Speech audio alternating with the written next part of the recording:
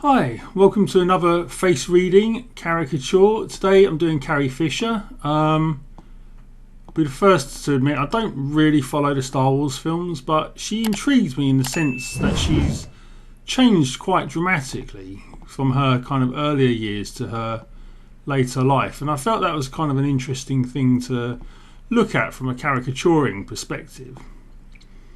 The ancient Chinese believed that between the ages, well, from birth until the age of 25, you were given your kind of parent's face. And in between 25 and 50, you kind of developed your own kind of face based on your own life experiences. And I guess that's kind of what happened here with Carrie Fisher. As she grew older and she became less, I suppose, naive and a bit more disillusioned with the Hollywood system, and as she kind of pursued her own career in writing and became more celebrated, less for her looks and more for her intellect, her face sort of changed. Because we can see, like, she's very young here, very soft kind of rounded features, which kind of implies friendliness, someone who's very agreeable. Whereas when she's older, angles of the face are a bit more angular. She's got a much more stronger jaw, like she's become much more stubborn, probably perhaps less of a pushover, if she ever was a pushover, I don't know.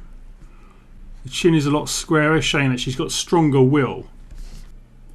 Another difference between the rounded head and the square head is generally these sort of rounder oval headed people are more introverted, a little bit shyer, whereas the rounded headed people are, or rather the rectangular headed people, a little bit more forthcoming, a little bit more confident, which makes sense as she grows older.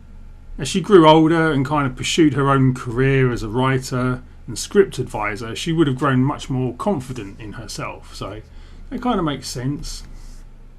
Another thing we notice actually is when someone has visible nostrils from the front, it was often believed that they were very careless with money, or they made bad decisions with money, and we kind of know that she had drug problems throughout her life, and that could be an indication of that. Someone who was finding it difficult to prepare for her older age and was using drugs in a way to deal with her bipolar disorder.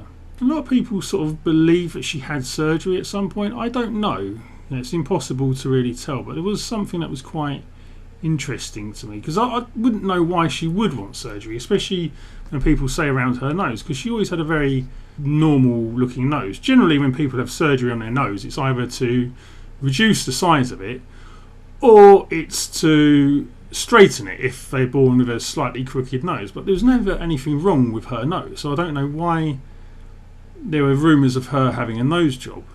The only reason she might have had a nose job, and I don't think she has, would be through drug use. If her septum area was damaged, she might have had like reconstructive surgery, but not necessarily cosmetic surgery, but to reconstruct her nose if something had happened to it. But I don't think that is the case. But there is one telling thing about her nose actually, and I'll find the picture.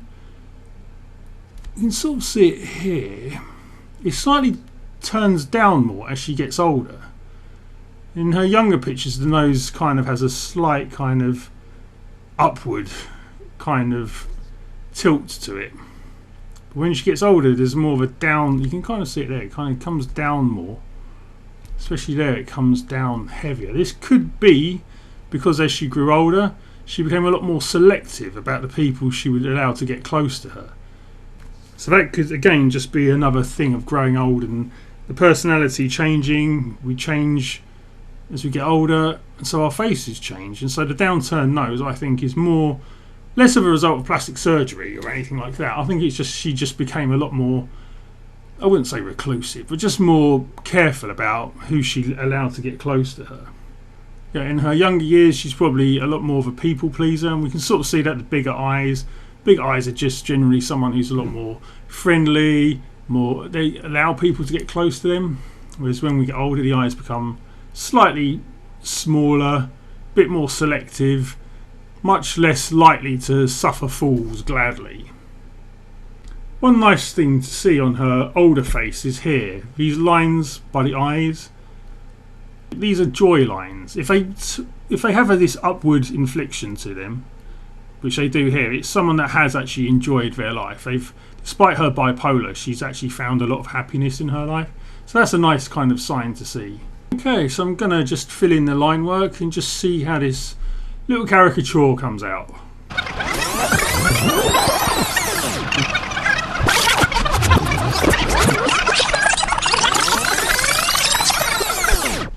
Right, so that's kind of Carrie Fisher. I noticed as I was drawing how her cheekbone seems to be so much more prominent in her older age. That's a sign often of someone who's become a lot more authoritative. Sometimes high cheekbones are seen as someone who can be quite bossy. So maybe in her later life she became more authoritative, more confident in herself. And the other difference I noticed between the young Carrie Fisher and the older Carrie Fisher is that in the photos of her older, she presses her lips together. We can kind of see that a lot here. She presses her lips very much into each other.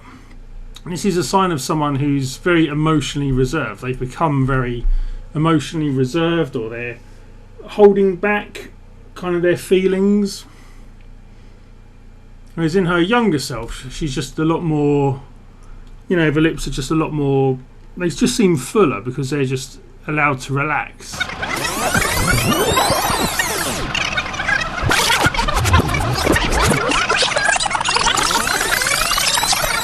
We've got the young Carrie Fisher and the older Carrie Fisher. It is interesting, even the drawings are kind of, I suppose as you'd expect.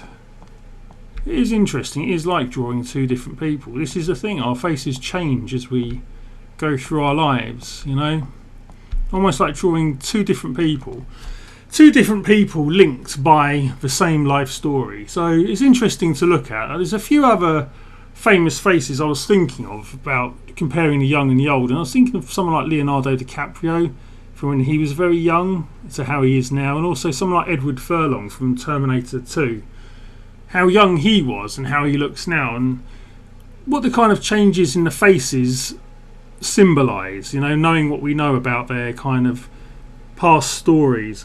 There's something I've read about Carrie Fisher. Apparently she was interviewed and she said once that if she had ever known how famous the role of Princess Leia would have made her, she would never have taken the role.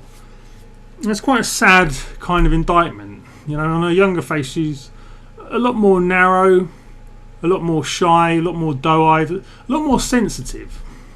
And as she's got older, it seems the angles of the face become more strict, more square. The eyes become smaller. The mouth is compressed.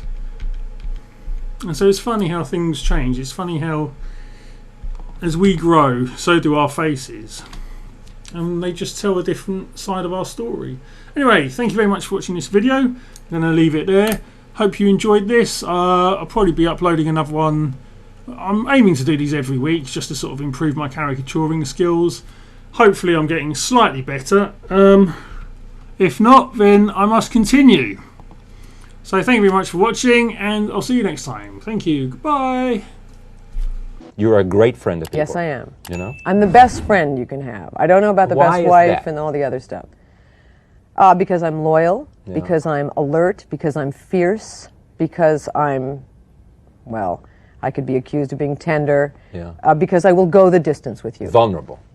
Unfortunately, yeah. And I am weak, and I am, through that weakness is, you would find my strength.